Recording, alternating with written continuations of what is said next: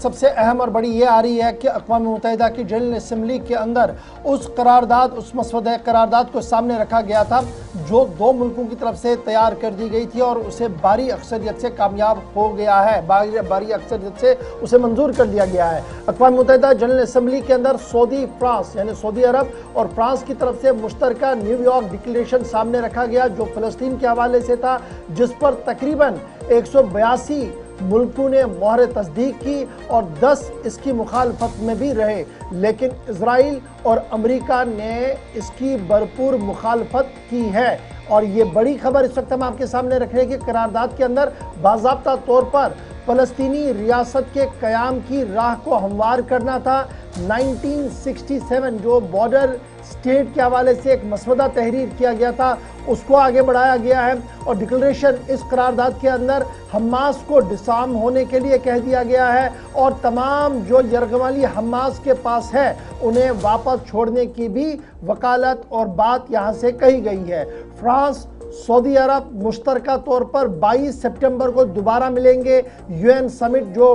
एक और होनी है उस ज़मन में इस करारदाद पर मज़ीद आगे कैसे काम करना है उस पर भी बात होगी। मोरक्कन की तरफ से साफ कर दिया गया कि वो फ़लस्तीन को एक खुद मुख्तार मुल्क की हैसियत से तस्लीम कर चुका है और तमाम दुनिया को फ़लस्तीन को एक खुद मुख्तार मुल्क के तौर पर तस्लीम करना होगा। लेकिन अमेरिका की तरफ से मुसलसल मुखालफत हुई है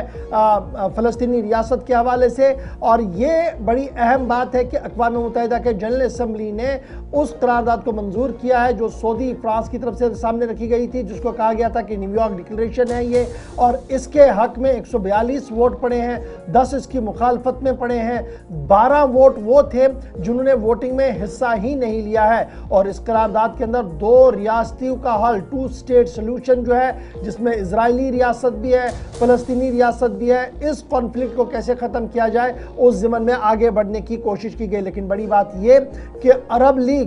ने भी इसकी हिमायत की है। 17 यूएन स्टेट जो हैं उन्होंने हमास से बराह रास्त मुखातिब होते हुए कहा कि जितने भी यरगमाली उनके पास है उनको रिहा किया जाए। और जिस तरीके से 7 अक्टूबर सन 2025 को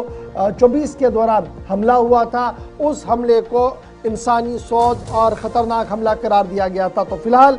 ये वोटिंग मुकम्मल हो गई है और अब सबकी नज़रें सऊदी अरब पर रहेंगी जहां पर एक और समिट होना है और उस समिट के अंदर मज़ीद आगे हिकमत अमली तरतीब दी जाएगी। लेकिन फ़िलहाल बड़ी बात ये कि अक़वाम मुत्तहिदा के अंदर करारदाद न्यूयॉर्क डिक्लेरेशन के हवाले से सामने रखी गई है और इसमें सऊदी अरब और दीगर मुल्कों ने जो वकालत की थी कि फ़लस्तीन को एक मुकम्मल खुद मुख्तार रियासत के तौर पर देखा जाए उस पर बात बनते हुए नज़र आ रही है।